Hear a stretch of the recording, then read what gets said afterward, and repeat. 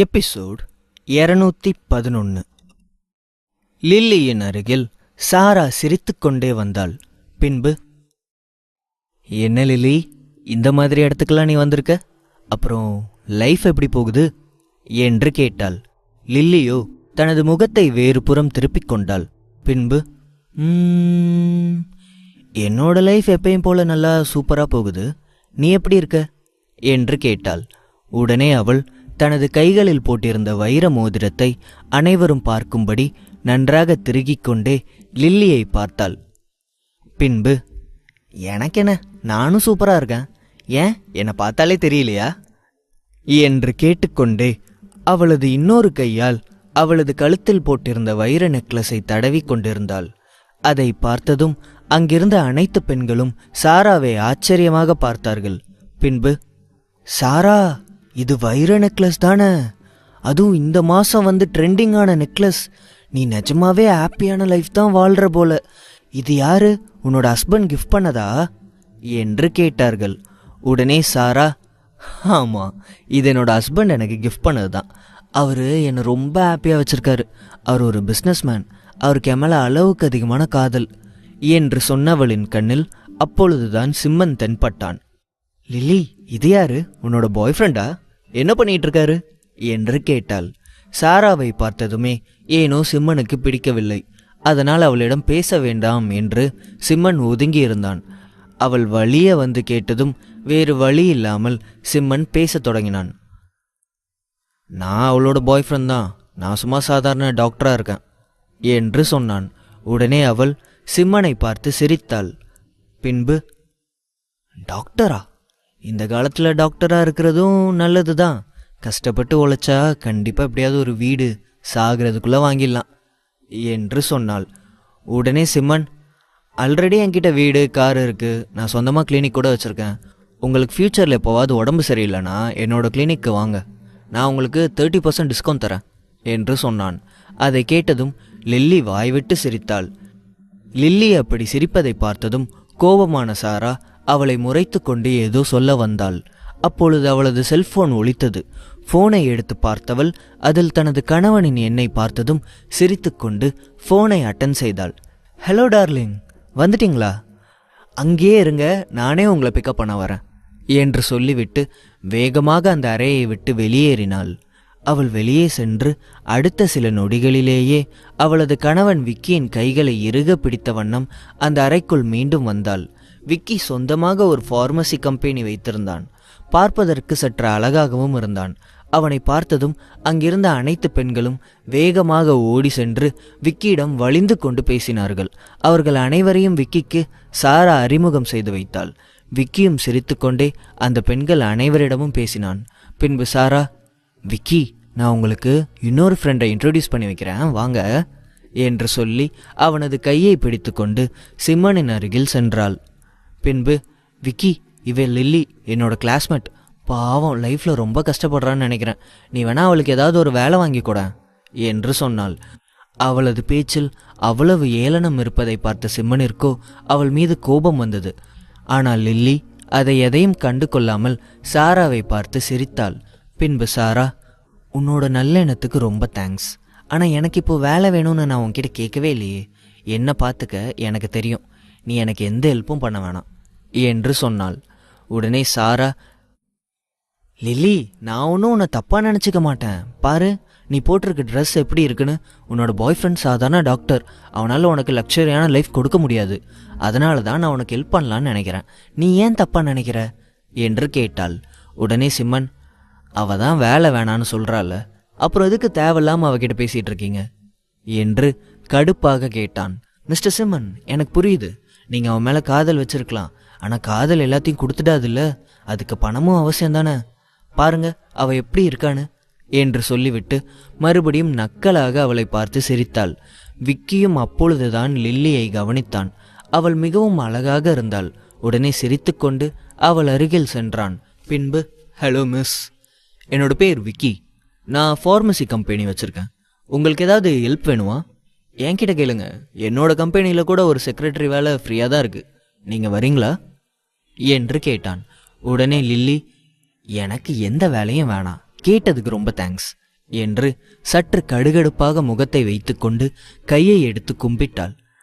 அது நிஜமாவே ஒரு நல்ல ஜாப், உங்களோட லைஃப் ஸ்டைலே மாறிடும், நான் சொல்றத கேளுங்க என்று விக்கி திரும்பவும் அவளிடம் பேசினான். கடுப்பான சிம்மன், அதான் அவ பிடிக்கலன்னு சொல்றாள, திரும்ப திரும்ப அவகிட்ட எதுக்கு பேசிட்டே இருக்கீங்க என்று கேட்டான். ஹலோ மிஸ்டர், கோவப்படாதீங்க, நான் என்ன சொல்ல வந்தேனா என்று ஏதோ சொல்ல வந்தான். அப்பொழுது அவனது செல்போன் அழைத்தது. அதை எடுத்து பார்த்தவன் அப்படியே அதிர்ந்து போனான். பின்பு அங்கு ஓடிக்கொண்டிருந்த பாட்டை நிறுத்த சொல்லிவிட்டு வேகமாக அந்த அறையை விட்டு வெளியேறினான். எதற்காக இவன் இவ்வளவு வேகமாக ஓடுகிறான் என்று அனைவரும் அங்கிருந்த கண்ணாடி வழியாக வெளியே பார்த்தார்கள். அங்கு அவனை விட ஒரு 4 வயது சிறுவனாக இருக்கும் இளைஞன் நின்று கொண்டிருந்தான். அவனை பார்த்ததும் தனது சிரத்தை தாழ்த்தி அவனுக்கு வணக்கம் வைத்தான். திரும்ப திரும்ப அவனை மரியாதை செய்யும் விதமாக தனது தலையை தாழ்த்தி கொண்டிருந்தான். அதையெல்லாம் பார்த்து அங்கிருந்த பெண்கள் அனைவரும் சிரித்தார்கள். சற்று நேரத்தில் விக்கி அந்த இளைஞனை கூட்டிக் கொண்டு வேகமாக உள்ளே வந்தான். பின்பு அங்கிருந்த அனைவரையும் பார்த்தான். இவர்தான் மிஸ்டர் முவின், கவர்மெண்ட் ஆஃபீஸராக இருக்காரு. எந்த ஒரு ஃபார்மசி கம்பெனியும் இவர்கிட்ட அப்ரூவல் வாங்கினாதான் அதை செயல்படுத்தவே முடியும். எல்லாரும் அவரை வெல்கம் பண்ணுங்க. அவரை மாதிரி ஒருத்தர் இங்கே வரதெல்லாம் பெரிய விஷயம் என்று சொன்னான். அவன் அப்படி சொன்னது அங்கிருந்த அனைவரையும் முகம் சுளிக்க வைத்தது. இது ஒரு ஸ்டூடெண்ட்ஸ் ரியூனியன் பார்ட்டி, இங்கே எதுக்கு இவன் வரணும், இவனுக்கு எதுக்கு எல்லாரும் மதிப்பு கொடுக்கணும் என்று தங்களுக்குள் நினைத்து கொண்டு அங்கு நின்று கொண்டிருந்த சாராவை பார்த்தார்கள். சாராவுக்கும் ஒரு மாதிரியாக இருக்க எதுவும் சொல்ல முடியாமல் தனது கணவனை பார்த்தாள். அந்த அறைக்குள் வந்த முவின் அங்கிருந்த அனைத்து பெண்களையும் நோட்டமிட்டான். பின்பு, என்ன மிஸ்டர் விக்கி, உங்களோட பேச்சை கேட்டீங்க வந்தா எல்லாருமே மொக்க பீஸாக இருக்காங்க, யாரையுமே எனக்கு பிடிக்கலையே என்று அனைவர் காதிலும் விழும்படி சொன்னான். அதை கேட்டதும் அங்கிருந்த அனைத்து பெண்களும் அவனை கோபமாக முறைத்தார்கள். ஆனால் விக்கி அதையெல்லாம் பொருட்படுத்தாமல் அவர் அருகில் சென்றான். பின்பு, மிஸ்டர் முவின், நீங்கள் வந்தது வீண் போகாது, நிச்சயமாக உங்களுக்கு ஒரு நல்ல பொண்ணா நான் இன்ட்ரடியூஸ் பண்ணி வைக்கிறேன் என்று சொல்லிவிட்டு அங்கிருந்த லில்லியை பார்த்தான். தொடரும். எபிசோட் 212. பார்ட்டி நடக்கும் இடத்திற்குள் வந்த முவின் அங்கிருந்த அனைத்து பெண்களையும் பார்த்தான். பின்பு, என்ன மிஸ்டர் விக்கி, இங்கே வந்ததே வேஸ்ட்டாக போச்சு, இங்கே இருக்கிற ஒரு பொண்ணு கூட பார்க்குற மாதிரி இல்லையே என்று சொல்லிவிட்டு அங்கிருந்த பெண்களை பார்த்து நக்கலாக சிரித்தான். உடனே விக்கி, சார் நீங்கள் ஒன்றுமே கவலைப்படாதீங்க, நீங்கள் வந்தது நிச்சயமாக வீண் போகாது, நான் உங்களுக்கு ஒரு அழகான பொண்ணை இன்ட்ரடியூஸ் பண்ணி வைக்கிறேன் என்று சொன்னவன் அங்கிருந்த லில்லியை பார்த்தான். அவன் பார்வை போகும் திசை பக்கம் முவின் திரும்பி பார்க்க அங்கு லில்லி சிம்மனுடன் பேசிக்கொண்டிருந்தாள். முவின் அங்கிருந்து பார்க்க சிம்மனின் முதுகு மட்டும்தான் தெரிந்தது. லில்லி முவினை பார்த்த வண்ணம் உட்கார்ந்திருந்தாள். அதனால் லில்லியின் அழகை அவனால் அழகாக பார்க்க முடிந்தது. அவளது அழகில் மயங்கி போனான். பின்பு, ஓ மை காட், யார் அந்த பியூட்டிஃபுல் லேடி என்று கேட்டான். உடனே விக்கி வேகமாக முவினின் அருகில் சென்றான். பின்பு, அந்த பொண்ணு பேர் லில்லி, அவளும் என்னோட ஒய்ஃபோட ஃப்ரெண்டு தான், நான் உங்களுக்கு அந்த பொண்ணை இன்ட்ரடியூஸ் பண்ணி வைக்கிறேன், வெயிட் பண்ணுங்க, நான் இப்போவே அந்த பொண்ணை கூட்டிகிட்டு வரேன் என்று சொல்லிவிட்டு லில்லியின் அருகில் சென்றான். மிஸ் லில்லி, மிஸ்டர் முவின் வந்திருக்காரு, அவர் ஒரு கவர்மெண்ட் ஆஃபீஸர், அவர்கிட்டையும் வேலை இருக்குது, நீங்கள் அவர்கிட்ட வேலைக்கு சேர்ந்தீங்கன்னா உங்களோட லைஃப் டோட்டலாக சேஞ்ச் ஆகிடும் என்று சொன்னான். உடனே லில்லி, நான் யார்கிட்டையும் வேலைக்கு சேரல, என்னை இதுக்கு மேலே தொந்தரவு பண்ணால் அவ்வளோதான் பார்த்துக்கோங்க என்று சற்று கோபமாக பேசினாள். நான் சொல்கிறத கேளுங்க, நீங்கள் மட்டும் இப்போ அவரோட சேர்ந்து ட்ரிங்க் பண்ண வரலனா அதுக்கப்புறம் உங்களுக்கு தான் பிரச்சனையாகும். உங்களுக்கு மட்டும் இல்லை, உங்களோட பாய் ஃப்ரெண்டுக்கும் பிரச்சனையாகும். அவர் ஒரு டாக்டர்னு சொன்னீங்க தானே, கண்டிப்பாக ஃப்யூச்சரில் மிஸ்டர் முவினோட ஹெல்ப் அவருக்கு தேவைப்படும், அதனால் அவருக்காக நீங்கள் வாங்க என்று லில்லியை கூப்பிட்டான். அவ்வளவு நேரம் அமைதியாக இருந்த சிம்மன் அதற்கு மேலும் அமைதியாக இருக்க முடியாமல் பேசத் தொடங்கினான். அவ தான் வர முடியாதுன்னு சொல்றால, இங்கிருந்து கிளம்புங்க என்று சொன்னான். அவர்கள் பேசிக்கொள்வதை தூரத்திலிருந்து முவினும் கேட்டுவிட்டு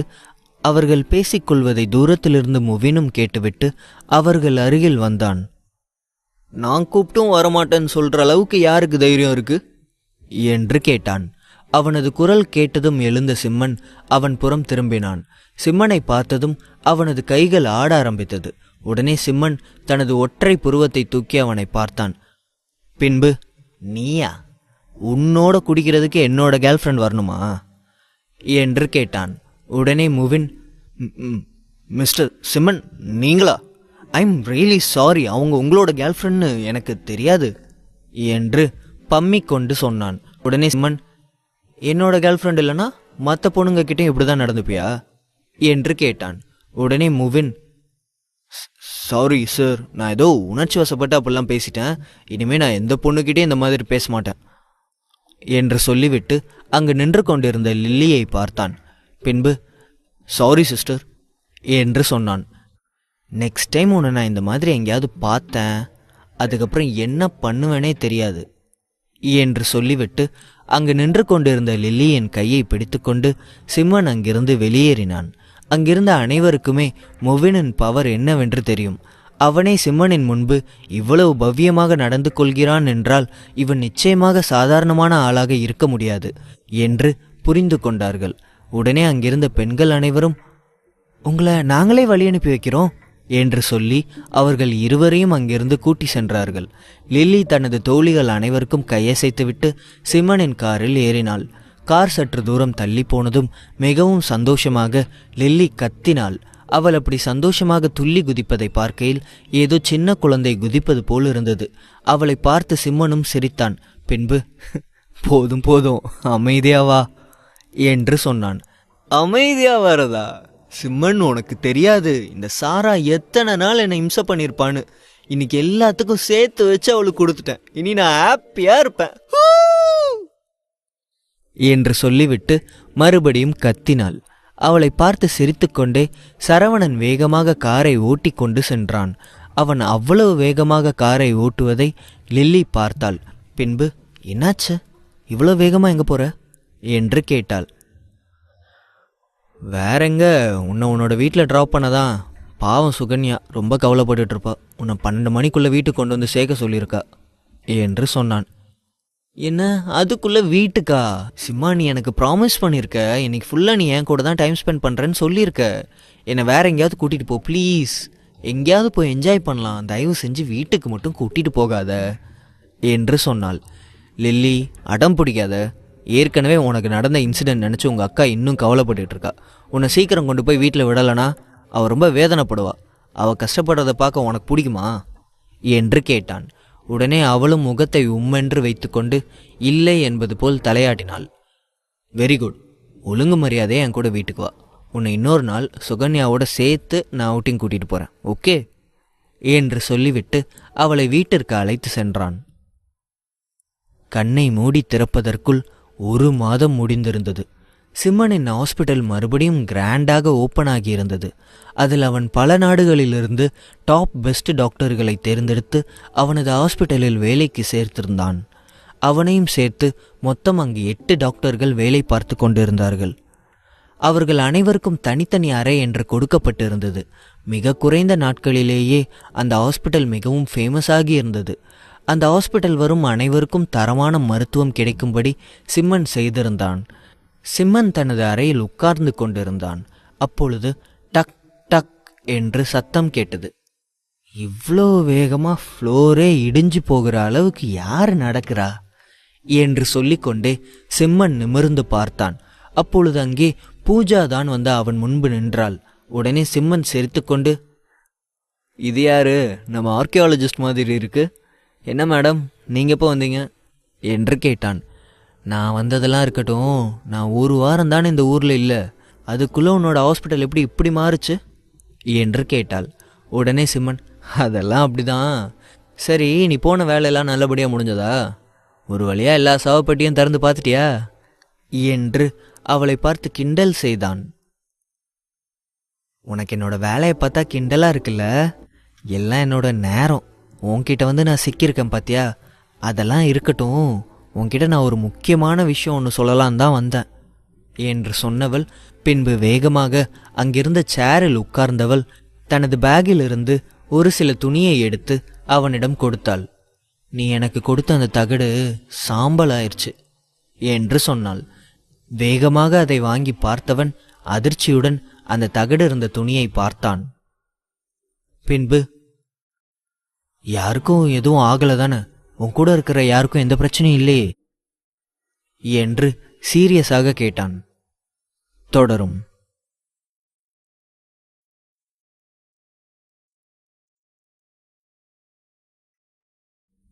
எபிசோட் 213.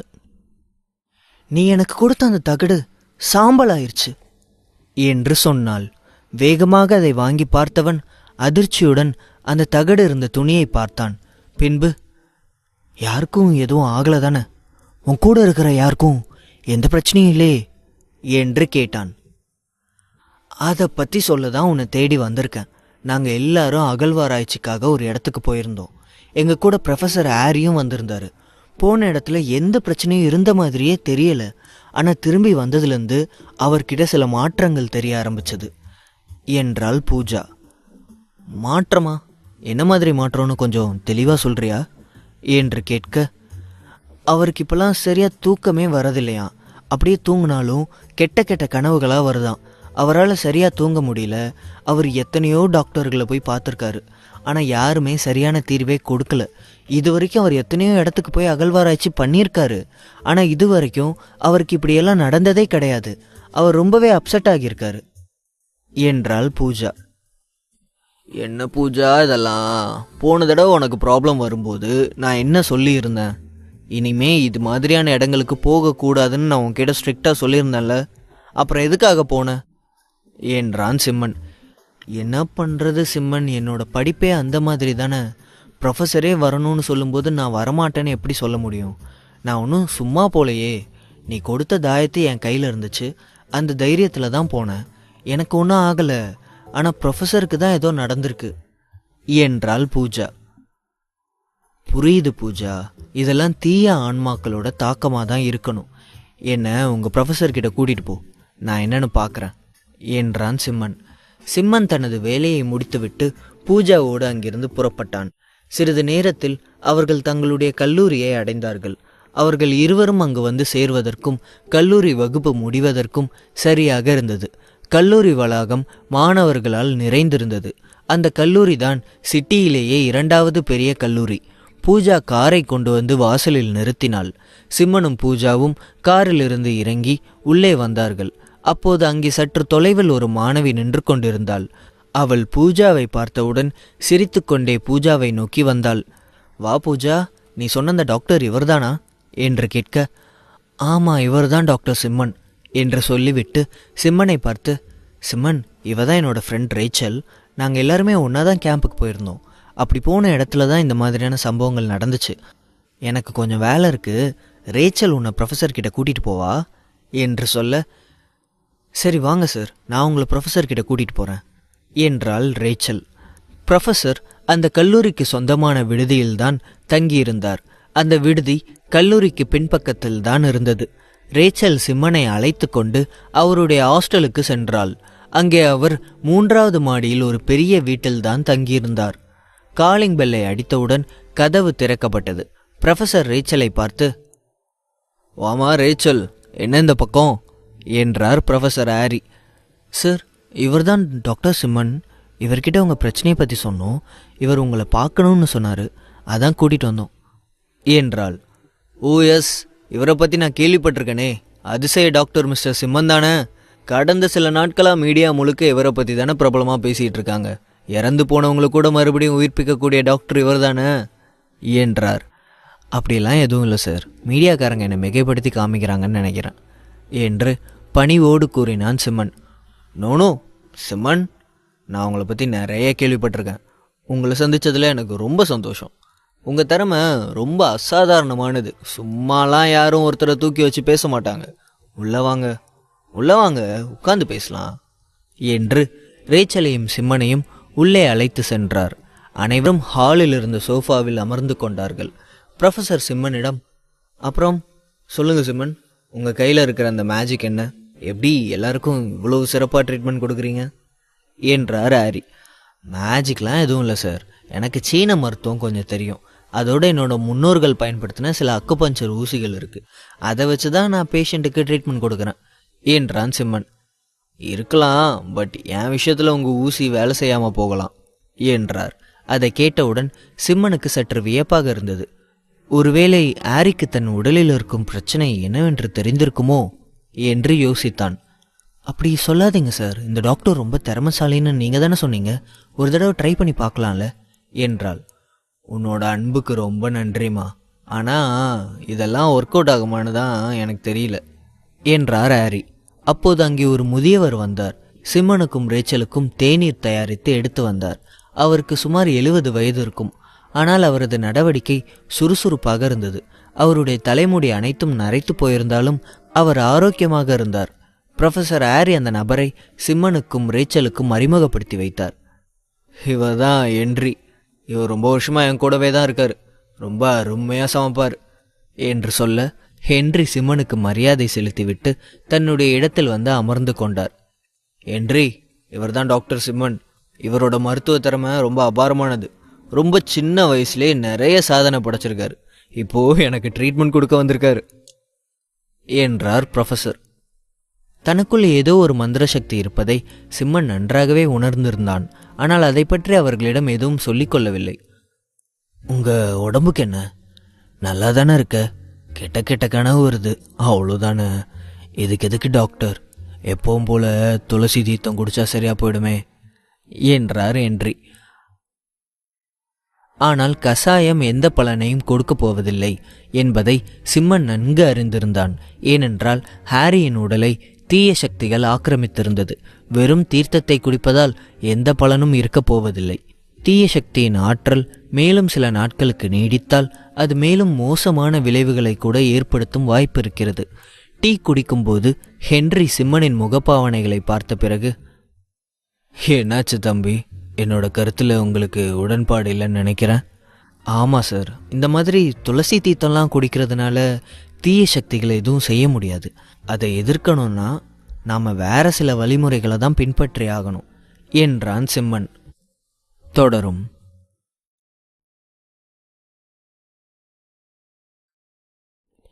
எபிசோட் 214. இந்த மாதிரி துளசி தீர்த்தம்லாம் குடிக்கிறதுனால தீய சக்திகள் எதுவும் செய்ய முடியாது. அதை எதுக்கணும்னா நம்ம வேற சில வழிமுறைகள் தான் பின்பற்றி ஆகணும் என்றான் சிம்மன். ஓ, உங்களுக்கு இந்த மாதிரி விஷயங்களில் கூட நம்பிக்கை இருக்கா?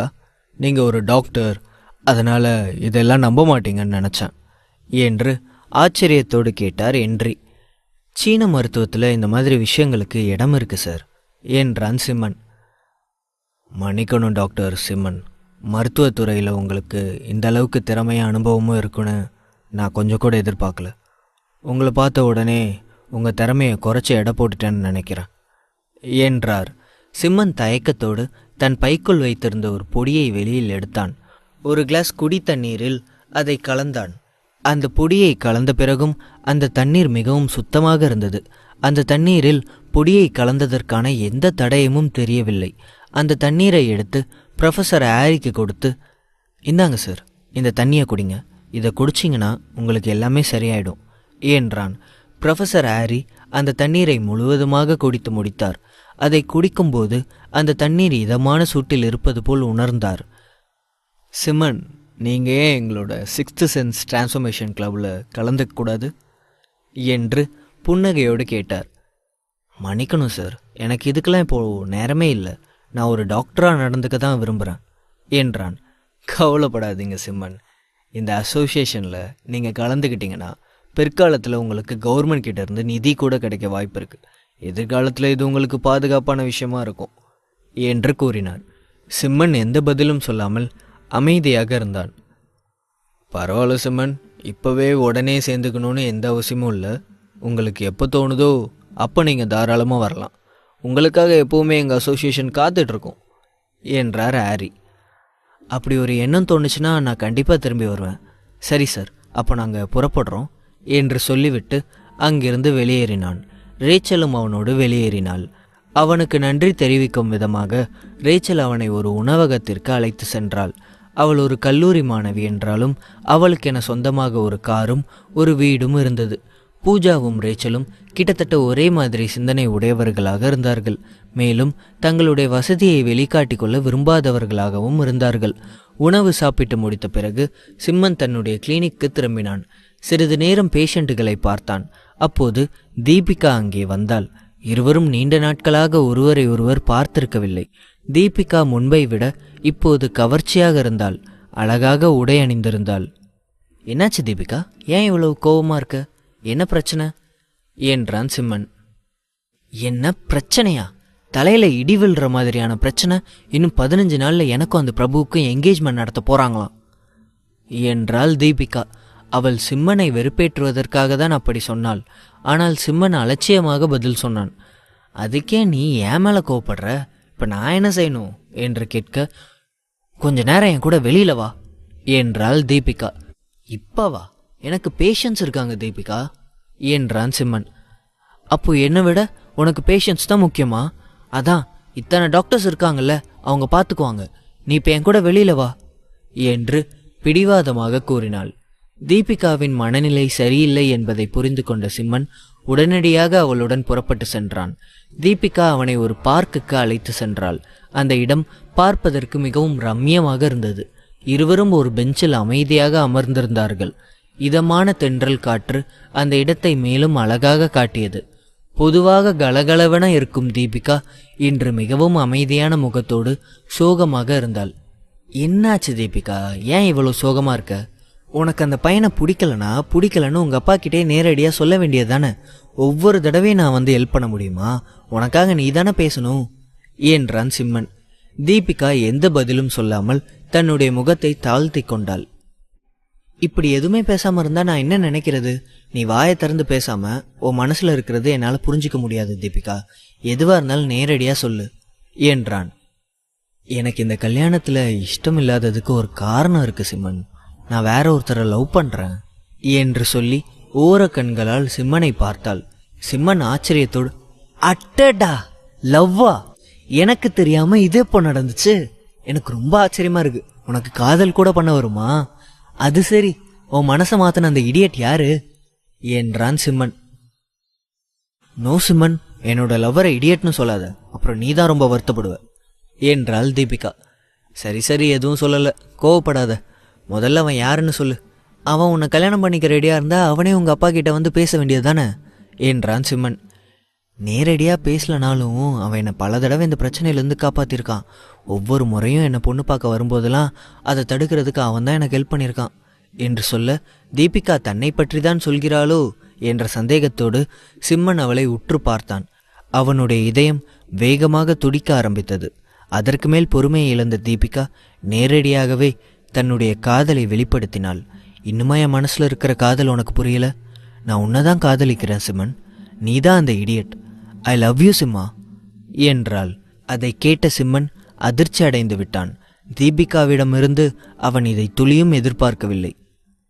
என்ன பேசுற தீபிகா, உனக்கு என்ன பைத்தியமா பிடிச்சிருக்கு என்றான். இல்லை சிம்மன், நான் சீரியஸாக தான் சொல்கிறேன். எனக்கு உன்னை ரொம்ப பிடிச்சிருக்கு என்று சொல்லிக்கொண்டே அவனை கட்டிப்பிடித்து முத்தமிட ஆரம்பித்தாள். சிம்மனுக்கு தூக்கி வாரி போட்டது. அவனுக்கு என்ன செய்வதென்று புரியவில்லை. அவன் எந்த எதிர்வினையும் இன்றி அமைதியாக நின்று கொண்டிருந்தான். அவனிடமிருந்து எதிர்வினை இல்லாததால் தீபிகா ஏமாற்றம் அடைந்தாள். அவள் ஏமாந்த முகத்தோடு மெல்ல அவனிடமிருந்து விலகினாள். அவளுடைய முகப்பாவனையை கவனித்த சிம்மனுக்கு அவள் மீது பரிதாபமாக இருந்தது. அவன் தீபிகாவுக்கு ஆறுதல் சொல்ல நினைத்தான். தீபிகா, நான் சொல்றத கொஞ்சம் பொறுமையா கேளு என்று ஆரம்பிக்கும் போதே அவள் சட்டென அவனை இடைமறித்து, இல்லை வேண்டாம், நீ எதுவும் சொல்ல வேணாம். என் மேலே உனக்கு காதல் இல்லைன்னு மட்டும் சொல்லிடாத. அதனால் கேட்க முடியாது. என்னால் நீ இல்லாமல் வாழ முடியாது சிம்மன் என்று சொல்லி கதறி அழுதாள். அங்கே கூடியிருந்தவர்கள் எல்லோரும் சிம்மனையும் தீபிகாவையும் வித்தியாசமாக பார்த்தார்கள். ப்ளீஸ் தீபிகா, தயவு செஞ்சு நான் சொல்கிறத கொஞ்சம் புரிஞ்சுக்கோ. எனக்கு உன்னை ரொம்ப பிடிக்கும். ஆனால் வேறு எந்த அபிப்பிராயமும் எனக்கு உன் மேலே வரல. உன்னை நான் என்னோடய ஃப்ரெண்டாக மட்டும்தான் பார்த்தேன். என்னால் உன்னை விரும்ப முடியாது என்றான். தொடரும். எபிசோட் 215. ப்ளீஸ் தீபிகா, தயவு செஞ்சு நான் சொல்கிறத கொஞ்சம் புரிஞ்சுக்கோ. எனக்கு உன்னை ரொம்ப பிடிக்கும். ஆனால் வேறு எந்த அபிப்பிராயமும் எனக்கு உன் மேலே வரல. உன்னை நான் என்னோடய ஃப்ரெண்டாக மட்டும்தான் பார்த்தேன். என்னால் உன்னை விரும்ப முடியாது என்றான். தீபிகாவால் சிம்மனின் வார்த்தைகளை ஏற்றுக்கொள்ளவே முடியவில்லை. அவர்கள் இருவருக்கும் இடையிலான உறவு எதிர்காலத்தில் மிகவும் சிக்கலானதாக இருக்கும் என்பதை சிம்மன் புரிந்து கொண்டான். எதிர்காலத்தில் அவர்களால் காதலர்களாகவும் இருக்க முடியாது, அதே நேரம் நண்பர்களாகவும் இருக்க முடியாத சூழ்நிலை உருவாகியிருந்தது. சிம்மனுக்கு தர்ம சங்கடமாக இருந்தது. ஏனென்றால் சிம்மனுக்கு தீபிகாவை ஒரு தோழியாக மிகவும் பிடிக்கும். எனக்கு தெரியாது சிம்மன், நான் உன்னை மனப்பூர்வமாக காதலிக்கிறேன். கண்டிப்பாக எனக்கு நீ வேணும். நீ இல்லாமல் என்னால் வாழவே முடியாது என்று சொல்லிக்கொண்டே கண்ணீரை துடைத்தபடி அங்கிருந்து சென்று விட்டாள். சிம்மன் மட்டும் அந்த இடத்தில் தனியாக நின்று கொண்டிருந்தான். சிம்மனுக்கு என்ன செய்வது என்றே புரியவில்லை. அவன் மீண்டும் மருத்துவமனைக்கு திரும்பினான்.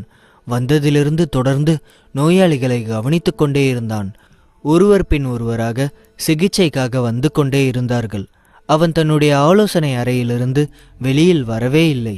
அப்போது அங்கே வேலை செய்த முதியவர் ஒருவர் சிம்மனை பார்த்து, டாக்டர் தம்பி, காலையிலேருந்து நீங்கள் தொடர்ந்து வேலை செஞ்சிட்டே தான் இருக்கீங்க. இப்படியே வேலை செஞ்சிட்டு இருந்தா ரொம்ப டயர்டாயிருவீங்க. கொஞ்ச நேரம் ரெஸ்ட் எடுத்துக்கோங்க டாக்டர் தம்பி என்றார் அவர். மதியம் 3 மணி ஆகும்போது அங்கே நோயாளிகள் அதிகமாக இருக்கவில்லை. ஆனால் சிம்மன் தனது உணவை இதுவரை சாப்பிடவில்லை. கடைசி நோயாளியை பார்த்த பிறகு அவன் நிம்மதி பெருமூச்செறிந்தான். தீபிகாவை நினைத்து அவன் குழப்பத்தில் இருந்தான். அவனால் தீபிகாவை நிராகரிக்கவும் முடியவில்லை, அதே நேரம் ஏற்றுக்கொள்ளவும் முடியவில்லை. இதை பற்றி யோசித்து கொண்டிருக்கும்போது ஒரு அழகான பெண் அங்கே வந்தாள். Yes, what is your problem என்று அவளை பார்க்காமல் குனிந்தபடி கேட்க, அவள் டாக்டரை பார்த்து சிரித்துக்கொண்டே, நான் ஆலோசனைக்காக வரல டாக்டர் என்றாள். அது வேறு யாரும் அல்ல, ஆயிஷா தான் அங்கே வந்திருந்தாள். ஆயிஷாவின் குரலை கேட்டவுடன் சிம்மன் ஒரு கணம் திகைத்து விட்டான். அதற்கு பிறகு மெதுவாக தலையை உயர்த்தி பார்த்தான். அங்கே ஆயிஷா நின்று கொண்டிருந்தாள். அவள் இளஞ்சிவப்பு நிற உடை அணிந்திருந்தாள். அந்த உடையில் அவள் தேவதை போல் தெரிந்தாள். ஆயிஷா தற்போது தனக்கு ஏற்பட்ட அதிர்ச்சியிலிருந்து முழுவதுமாக குணமடைந்து விட்டாள். அவள் முகத்தில் மகிழ்ச்சியின் ரேகை தெளிவாக தெரிந்தது. வா ஆயிஷா, நீ எப்படி இருக்க? இப்போ உனக்கு பரவாயில்லையா? மறுபடியும் காலேஜுக்கு போக ஆரம்பிச்சிட்டியா என்று புன்னகையோடு கேட்டான் சிம்மன். எஸ் டாக்டர், நேத்திக்கு தான் டாக்டர் மறுபடியும் காலேஜுக்கு போக ஆரம்பித்தேன். நான் உங்களுக்கு ரொம்பவே கடமைப்பட்டிருக்கேன். மறுபடியும் காலேஜுக்கு போனால் எனக்கு ஏதாவது பிரச்சனை வரும்னு என்னோடய பேரண்ட்ஸ் ரொம்பவே பயந்தாங்க. நான் அவங்கள எல்லாம் சமாளிச்சுட்டு தான் காலேஜுக்கே வந்திருக்கேன். இதுக்காக நான் உங்களுக்கு தான் டாக்டர் நன்றி சொல்லணும். அவங்களும் உங்களை நேரில் ஒரு தடவை பார்த்து நன்றி சொல்லணும்னு ஆசைப்பட்டாங்க. ஆனால் அவங்களால தான் வர முடியல. 2 பேர் சார்பாகவும் நானே சொல்லிடுறேன். ரொம்ப ரொம்ப ரொம்ப ரொம்ப ரொம்ப ரொம்ப தேங்க்ஸ் டாக்டர் என்றாள். இத்தனை தேங்க்ஸ் யாருக்காக? ஏய் ஆயிஷா, என்ன இதெல்லாம்? எதுக்கு பெரிய பெரிய வார்த்தைலாம் பேசுகிற என்று சொல்ல, இல்லை டாக்டர், உங்களுக்கு தெரியாது. அன்னைக்கு மட்டும் நீங்கள் சரியான நேரத்துக்கு வரலனா இந்நேரம் நான் என்ன ஆகியிருப்பேன்னு என்னால் நினச்சி கூட பார்க்க முடியல. இன்றைக்கி நான் உயிரோடு இருக்கேன்னா அதுக்கு காரணமே நீங்கள் தான் டாக்டர் என்றாள். அவள் தன் கடந்த காலத்தை பற்றி பேசும்போது அவளையும் அறியாமல் அவளுடைய கண்கள் சிவந்து விட்டன. கைகள் நடுங்க ஆரம்பித்தது. அந்த நிகழ்வுகள் அவளுக்கு பெரும் மன உளைச்சலை ஏற்படுத்தி இருந்தது. கூல் ஆயிஷா, எதுக்கு இப்போ பதட்டப்படுற? அதான் எல்லா பிரச்சனையும் முடிஞ்சிருச்சுல, நீ கொஞ்சம் நிதானமாக இரு. உனக்கு நடந்ததெல்லாம் கெட்ட கனவா நினச்சி மறந்துரு. அதுதான் உனக்கும் நல்லது, உன்னை பெற்றவங்களுக்கும் நல்லது. உன்னை இந்த நிலைமைக்கு ஆளாக்குனவன் இப்போ ஜெயிலில் இருக்கான். இனிமேலாவது நீ நிம்மதியாக இரு என்றான் சிம்மன். அவள் சரி என்று தலையசைத்தாள். ஆயிஷாவின் நிலை மேம்படுவதை பார்த்த சிம்மன் மிகவும் சந்தோஷப்பட்டான். டாக்டர், இன்னைக்கு ராத்திரி 7 மணிக்கு நான் எங்கள் காலேஜ் வாசலில் உங்களுக்காக காத்திருப்பேன். நீங்கள் என் கூட இன்னைக்கு டின்னர் சாப்பிட வரணும் என்றாள். சிம்மனும் சரி என்று சம்மதித்தான். மாலை 7 மணிக்கு ஆயிஷா கல்லூரிக்கு எதிரில் ஆவலோடு காத்திருந்தாள். அழகாக உடையணிந்து சிம்மனுக்காக காத்திருந்தாள். தனது கைபேசியை பலமுறை எடுத்து பார்த்து கொண்டே இருந்தாள்.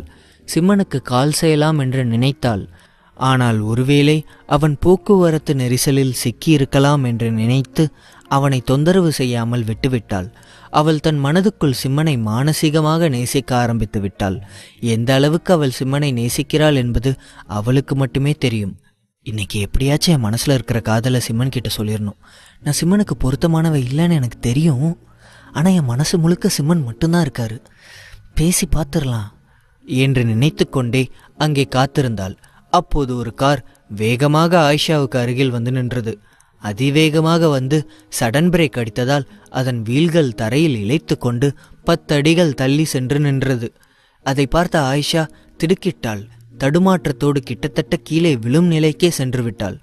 யாரா நீ முட்டாள்? உனக்கெல்லாம் எவன்டா லைசன்ஸ் கொடுத்தது? காரு கூட ஒழுங்கா ஓட்ட தெரியாதா? அப்புறம் எதுக்குடா கார் எடுத்துட்டு வர? நீ என்ன எல்போடா இருந்தா ரோட்டில் நிற்கிறவங்களாம் உன் கண்ணுக்கு தெரிலையா என்று கத்தினாள். அப்போது காரின் கதவை திறந்து கொண்டு ஒரு நபர் கீழே இறங்கினார். அவனை பார்த்தவுடன் ஆயிஷாவின் முகத்தில் இருந்த புன்னகை அடியோடு மறைந்து விட்டது. அவனது கண்களில் வெறுப்பு நிறைந்திருந்தது. அது வேறு யாரும் அல்ல, ராகுல் தான். ராகுலை அங்கே பார்த்தவுடன் அவள் பயத்தில் சில அடிகள் பின்வாங்கினாள். அவளுடைய கால்கள் வலுவிழந்து விட்டது போல் உணர்ந்தாள். மெல்ல மெல்ல நடந்து சென்ற ஆயிஷா தனக்கு பின்னால் இருந்த மரத்தில் இடித்து நின்றாள். அவள் மனதில் அலைந்து கொண்டிருந்த கசப்பான சம்பவங்கள் மீண்டும் அவள் கண்ணெதிரே தோன்றியது. நரகத்தில் இருக்கும் அரக்கனை பார்ப்பது போல் ராகுலை பார்த்து பயந்து நடுங்கினாள். இன்னடி ஏதோ பேய பார்க்குற மாதிரி பார்க்குற? நான் தான் ராகுல், என்ன ஞாபகம் இருக்கா என்றான் ராகுல். ஜெயிலில் இருக்க வேண்டியவன் இங்கே எப்படி வந்தான்? இவன் எப்படி விட்டுட்டாங்க என்று யோசித்து கொண்டே குழப்பத்தோடு அவனை பார்த்து கொண்டிருந்தாள் ஆயிஷா. நான் எப்படி இங்கே வந்தேன்னு தானே யோசிக்கிற? என்னை நீ ஜெயிலுக்கு அனுப்பணும்னு நினச்ச. அந்த கேஸில் என்னை தோக்கடித்து ஜெயிலில் தள்ளணும்னு ஆசைப்பட்ட. ஆனால் நான் இந்த கேஸில் தோத்துட்டா மட்டும் ஜெயிலுக்கு போயிடுவேனா என்ன? பாத்தியா எப்படி வெளியே வந்துட்டேன்னு பாத்தியா என்று சொல்லிக்கொண்டே அவளை பார்த்து சிரித்தான். ராகுல் அவளை மெல்ல மெல்ல நெருங்கி வர, வேண்டாம் கிட்ட வராத, நீ ஏதாவது தகராறு பண்ணா நான் போலீஸ் கூப்பிட வேண்டியிருக்கும் என்றாள். அதை கேட்டவுடன் ராகுல் கைகளை தட்டி சத்தமாக சிரிக்க ஆரம்பித்து விட்டான். அவளுக்கு ராகுலை பார்க்கும்போது ஏதோ ஒரு பேயை பார்ப்பது போல்